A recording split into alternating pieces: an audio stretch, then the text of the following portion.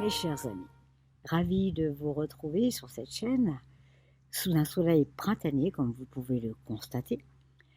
Aujourd'hui, je vais vous parler des mots MOTS qui deviennent des mots MAUX quand ils sont mal utilisés. La fois dernière, je vous ai parlé des 5 accords Toltec, dont le premier accord est que ta parole soit toujours impeccable. Donc aujourd'hui, on va plus approfondir avec les mots. Je vous souhaite une belle écoute. Passez d'agréables moments en famille, entre amis. Profitez encore de ce temps clément pour certaines régions, évidemment. Et je vous dis à très bientôt. Les mots ont une vibration et cette vibration traverse notre corps. Les mots ont un impact réel en nous, peuvent assurer ou affoler nos cellules. Des exemples: je suis vieux, je suis foutu, c'est normal, c'est l'âge, je me sens pas bien, je me sens paralysé, j'ai peur de tout, etc., etc. Ce sont des expériences vécues en cabinet.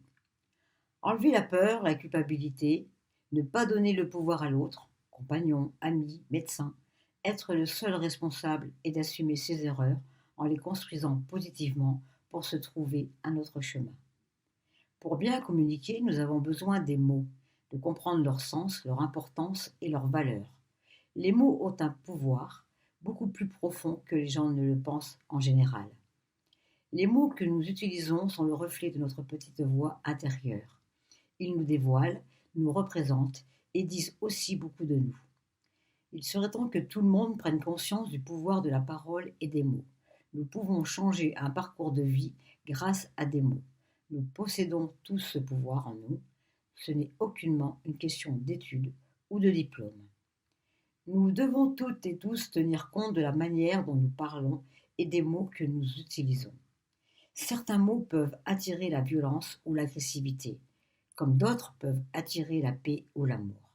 Chaque mot dit, entendu ou prononcé s'imprime dans le cerveau de chacun, à notre insu. Les mots suscitent des images et des représentations multiples dans notre cerveau.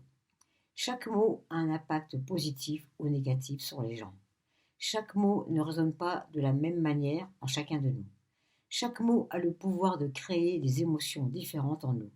Les êtres humains sont influencés par leurs propres mots ou par celui des autres. Les êtres humains ont créé des langues pour communiquer entre eux, pour décrire leur expérience, leur vie. Dans chaque parole, les êtres humains y mettent de l'affect, une tonalité, ce qui fait que les mots prononcés peuvent nous blesser ou nous aider. Les mots sont de grands et puissants vecteurs d'information et d'émotions. C'est bien ce que Jacques Martel a partagé dans son livre « Le pouvoir des mots qui me libère », paru en 2011 aux éditions Atma.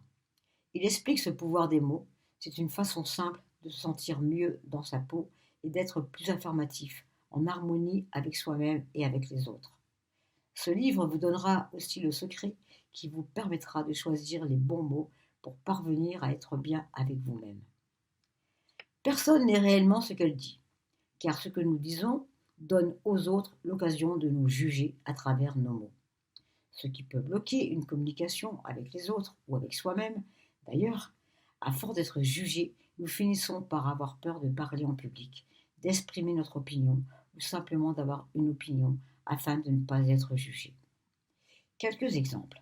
J'entends souvent des mots comme c'est horrible, c'est ignoble, c'est pas possible, c'est stressant, ça va être dur, c'est tuant, etc., etc.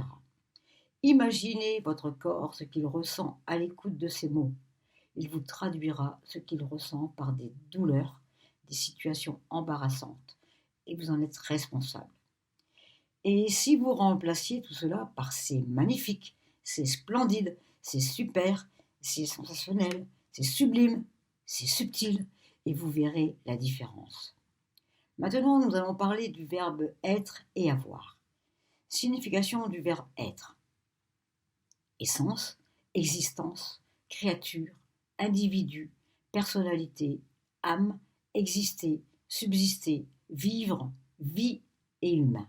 Signification du verbe avoir, détenir, renfermer, possession, richesse, propriété, fortune, patrimoine, posséder, enfermer, tromper, pouvoir, dominer.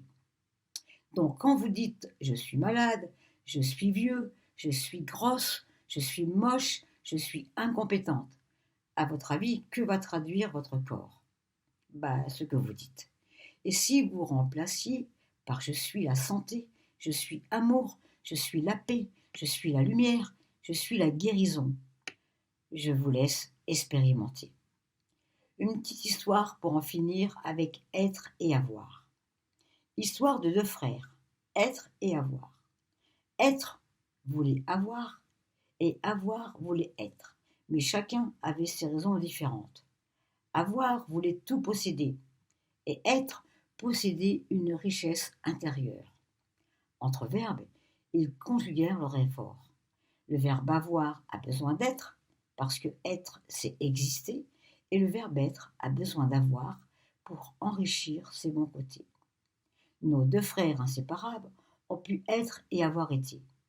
Conclusion, oublie ton passé, qu'il soit simple ou composé, participe à ton présent pour que ton futur soit plus que parfait. Je finirai par le mot merci. La gratitude favorise le retour à l'unité et à l'abondance. Dites-le plusieurs fois dans la journée pour remercier ce que la vie vous donne au quotidien. Remerciez aussi ce que vous possédez. Avant de posséder plus, car comment voulez-vous être heureux avec ce qui vous manque si vous ne l'êtes déjà pas avec ce que vous avez? Gratitude pour votre écoute, méditez sur ce que vous venez d'entendre et soyez heureux mes amis.